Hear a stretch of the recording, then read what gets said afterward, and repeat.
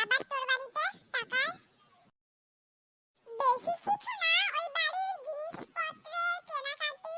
জানিসই তো আমার বাবা বেশি বড় চাকরি করে না, মাত্র 5,000-এর মতন। আর আমার মা তো বাড়িতেই থাকে, তো বুঝেই নে, মানে একটু কেনাকাটির ওপর আর কি দেখে নে।